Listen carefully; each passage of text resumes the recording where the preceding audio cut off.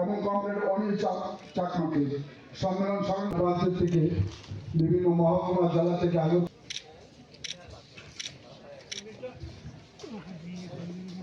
কমিটির প্রাক্তন সদস্য তথা প্রাক্তন মন্ত্রী কমরেড নারায়ণ দত্ত, বাংলা সাহিত্যিক মণিশঙ্কর মুখোপাধ্যায়, আগরতলা পৌরসভার ভাইস চেয়ারপারসন কমরেড ভুবনেশ্বর। দশম রাজ্য সম্মেলনে গভীর সুখ শ্রদ্ধার সাথে স্মরণ করছে সিপিআইএম সর্বভারতীয়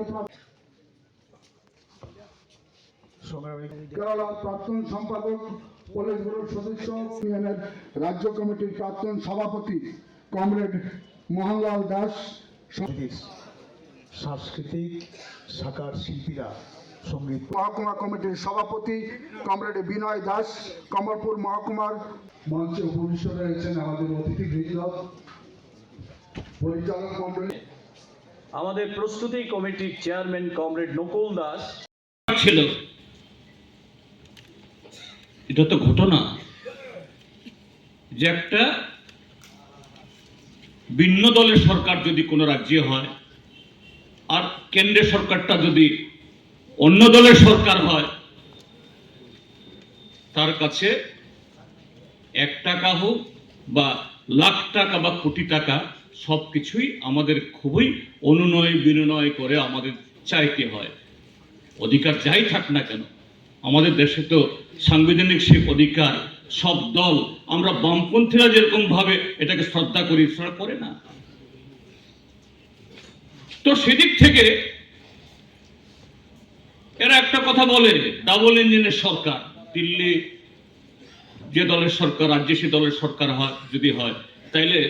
আমাদের দাবি দাওয়া চাইতে, আমাদের আবদার জানাতে সহজতর হবে। একটা দিক তো ঠিক, আমরা যখন ত্রিপুরাতে সরকার চালাতাম, আমরা যারা মন্ত্রী সাংসদ ছিলাম, এ রাজ্যের ন্যায্য কিছু চাইতে, যা সাংবিধানিকভাবে একটা অঙ্গরাজ্য, একটা স্বাধীন দেশের নাগরিক হিসাবে আমাদের অধিকার। উত্তরপ্রদেশ, বিহারের মানুষের যদি অধিকার হয়, এটা ত্রিপুরাজ্য মানুষের অধিকার। কিন্তু তারপরেও দিল্লিতে যখন মনমোহন সিং সরকার ছিল বা তার আগের সরকারগুলো ছিল, এরপরে মোদী প্রধানমন্ত্রী হয়ে আসলেন, আমরা আমাদের রাজ্যে কিছু বিষয়ে আলোচনা করতে গেলে পরে 3-4 দিন আগে আমরা যখন সাংসদ ছিলাম, কমরেড জন্না দাস, আমি, কমরেড শঙ্কর দত্তরা, একই পার্লামেন্টে তারা একদিকে আমরা একদিকে বসি, কিন্তু চট করে ফোন তুলে মন্ত্রী সাহেব আমরা আসবো, সে সুযোগ ছিল না। মন্ত্রীর দপ্তরে আগেই স্লিপ পাঠাতাম, তাদের সহায়কদের কাছে ফোন টোন করে, ভাই মন্ত্রী সাহেবকে আজকে একটু অ্যাপয়েন্টমেন্ট নিয়ে দাও, রাজ্যের মন্ত্রী হিসাবে হোক বা সাংসদ হিসাবে। তারপর তিনি দয়া করে যদি সময় টময় দেন, তখন তারপরে কথা বলা, তাও তার মতো করে, আমাদের মতো করে তাকে বোঝানোর জন্য সেরকম ভাবে তিনি সময় দিতেন না। তো সেদিক থেকে এক দলের সরকার, আপনারা দেখছেন এই রাজ্যের মন্ত্রীরা মাঝে মধ্যে দিল্লিতে যান, একই দিনে প্রায় 9-10 জন মন্ত্রীর সাথে ছবি টবি তুলে একবার ত্রিপুরার যে মানুষকে একবার বোঝানোর চেষ্টা করেন, বাহ, এই রাজ্যের মুখ্যমন্ত্রী বা মন্ত্রীরা দিল্লিতে একসাথে একই দিনে 10 জন মন্ত্রী দেখা করেছেন, আবার কিছু লিখেও দেন পত্র পত্রিকাতে, এত হাজার কোটি টাকা, এতগুলি প্রকল্প এসছে। কিন্তু ত্রিপুরাজ্যের মধ্যে তাদের এত ছবি,